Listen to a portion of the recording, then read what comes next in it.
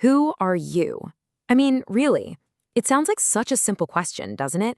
But the answer? Well, that's one of the biggest puzzles there is.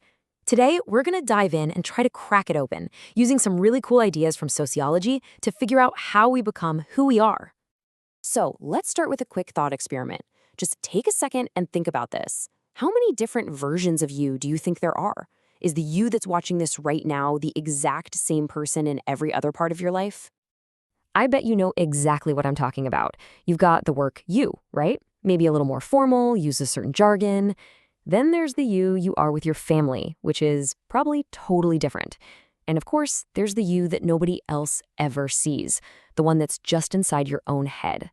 Now, the crazy part is, none of these are fake. They're all real. So how on earth do they all fit together? To figure that out, we've got to look at this crucial relationship between your inner self and the world out there, society. Because here's the secret. Your identity isn't something you just create on your own. It's more like a constant negotiation with everything and everyone around you. It's a two-way street, a constant conversation. Think about it. Every time you do something, whether it's just getting in line at a coffee shop or starting a whole new business, you're helping to build the social world. But at the exact same time, that world, with all its rules, its expectations, its history, is pushing back and shaping who you are. And the big idea behind all of this is something called social construction. It's basically the theory that our reality isn't this fixed, solid thing we're just dropped into. Nope. We actually build it piece by piece every time we interact with each other. Our ideas of what's normal, what's right, and even who we are as individuals, it's all something we're creating together, all the time. Sociologists Berger and Luckman just nailed it when they said this. Identity remains unintelligible unless it is located in a world. In other words, your identity just doesn't make any sense in a vacuum. You need a world to push against, to fit into, to define yourself within. Okay, so if identity is this super complex thing we're all building together, how do we even begin to analyze it? Well, researchers have come up with a kind of toolkit with different lenses we can use to look at it from all sides. Let's run through them real quick. They call it the 5 Ps. First, there's positioning. That's basically where you stand in relation to other people. Then you've got performance, how you act out your identity. Third is co-production. That's the idea that your identity is a joint project with society.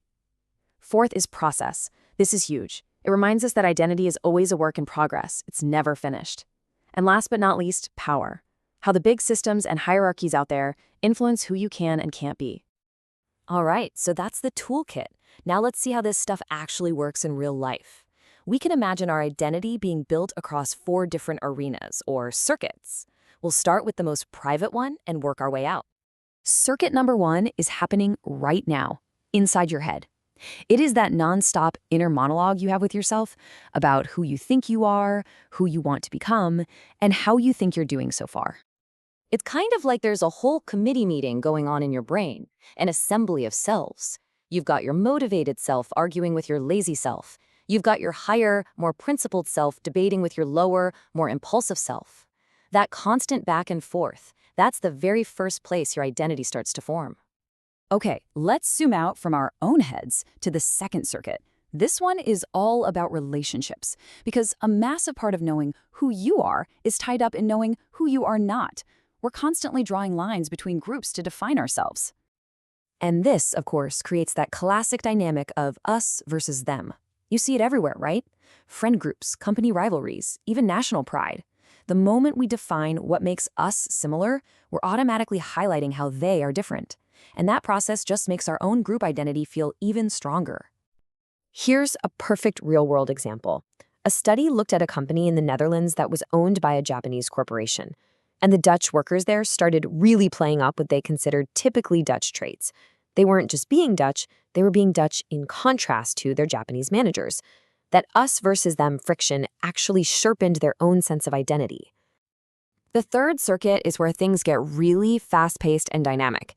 This isn't about who you are in general. It's about who you are right now, in this specific meeting, this specific conversation. Here, identity is basically a live performance. Sociologists have a term for this, situated interactions. Just think about a job interview. You're not just giving a report on who you are.